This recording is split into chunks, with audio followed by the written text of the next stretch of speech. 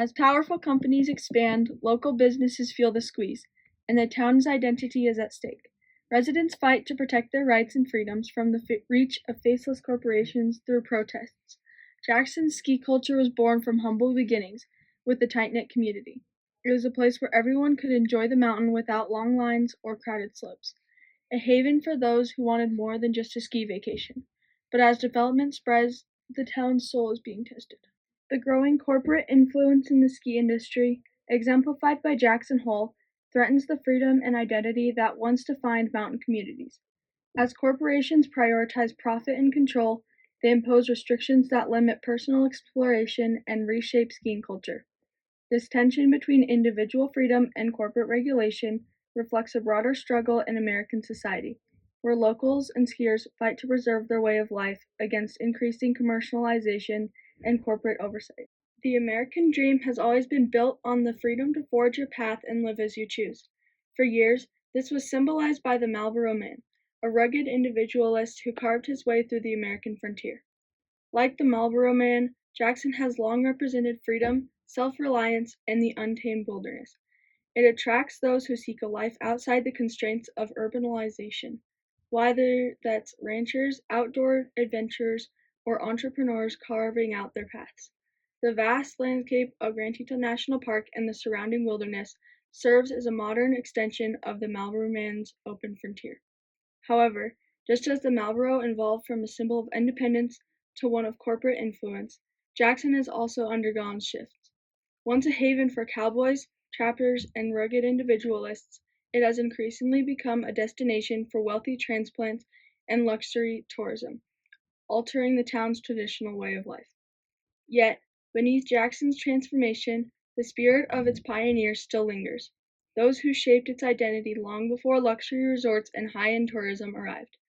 One such pioneer was Neil Rafferty, who in the 1940s rigged a simple rope tow at the top of Snow King, powered by an old gas engine. With it, he transformed skiing from an exhausting climb to a thrilling ride, giving locals their first taste of lift-assisted turns. The hum of the engine and the pull of the rope marked the birth of backcountry skiing in the U.S. What started as a small experiment became the first step in Jackson Hole's legendary ski culture. After skiing down Rendezvous Mountain with Barry Corbett in the 1960s, Paul McAllister bought the land below the resort, hoping one day it would grow into the resort it is today. Soon, he had gathered a team of men to aid in constructing the lift, including one to assess avalanche danger. He got the Forest Service permit in 1964, beginning construction on Jackson Hole Mountain Resort's first aerial trail. The National Park Service granted limited guided access to the backcountry for skiing and heli-skiing in Granite Canyon and Cody Bowl. Conservation groups began to push for the resort to reduce skiing impacts due to the climate change they believed was being caused by the lifts. The Forest Service, noting the disturbance in wildlife, restricted the use of helicopters in the activity of heli-skiing due to the noise and visual disturbances. Many skiers also noted that the presence of heli-skiers detracted from the experience of backcountry skiing. In 1980, the Grand Teton National Park Enlargement Act made it difficult for JHMR to expand within the national park. Where there was once freedom to roam and ski without limits, the corporate structure reshaped the experience. The individual skier, once free to explore the mountains on their terms, now faces a system that prioritizes control over the open spirit of the sport. What was once a personal escape is quickly becoming a commodity. From small ski towns to iconic resorts, locals are pushing back, fighting to preserve the freedom that once defined their mountain. It is a battle between the spirit of the individual and growing power of corporate interests, a fight for the soul of skiing itself. In Jackson Hole, Wyoming, the spirit of independence is alive, where locals live by their own rules, far from the pressures of corporate life. The mountains offer adventure and a way of life, one that values personal freedom, community, and a deep connection to nature.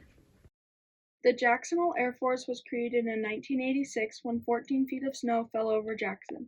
The resort was forced to close, and Benny Wilson and Howie Henderson decided to film Benny skiing as part of Howie's film.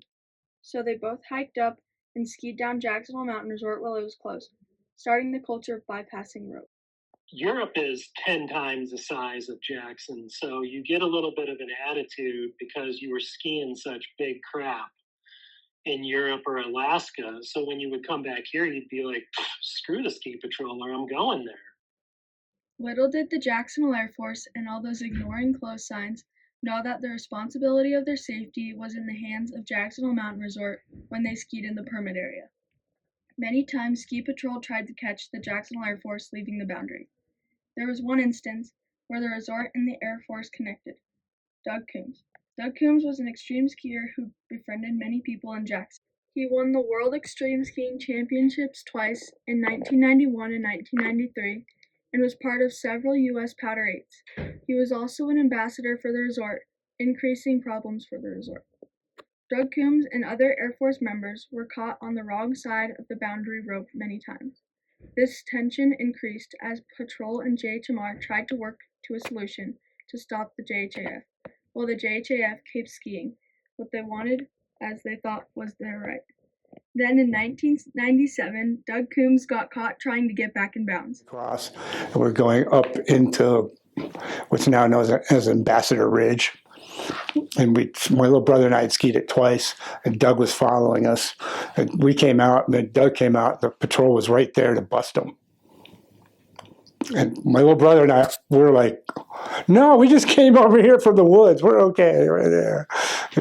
So we got away. Doug got taken away. He got kicked off the mountain. Doug Coombs getting banned from the resort led to JHMR quickly trying to find a solution to resolve the conflict. Evidently, it was landing on opening the backcountry gates, and after a short wait, it was approved by the national park. The gates opened soon after the winter of 1999 to 2000.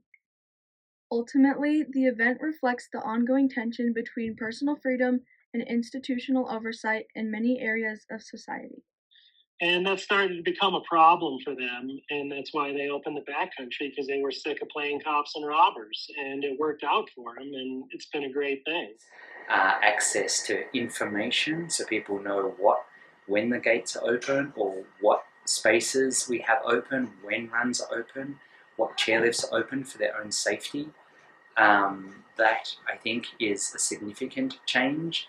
I think also it's a lot easier for us to have dialogue with people. We can send text messages out to people when lifts are closed or when we're closing areas or any particular warnings. So I think that whole part about being a good partner to educate people on what is going on has significantly changed.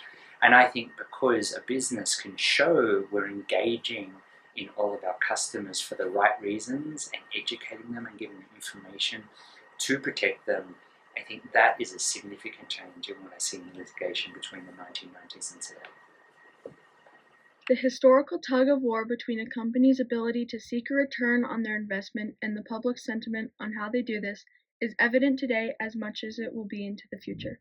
The class definitions continue to ignite protests against corporate overreach and right restrictions. These opposing narratives extend beyond technological companies and global issues, reaching more localized corners like ski resorts such as Jacksonville Mountain Resort.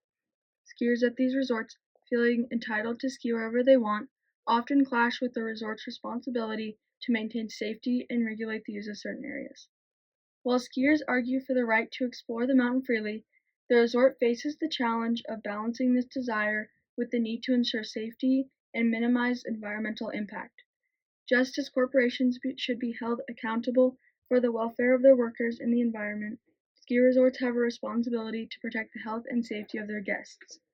This tension between personal freedom and corporate responsibility mirrors broader social debates about rights, whether it's about workers, consumers, or recreational enthusiasts. Skiers, like workers in the corporate world, are seeking to preserve their rights and freedoms. Still, the resort, much like a corporation, must navigate these rights while also upholding safety regulations and protecting the natural landscape.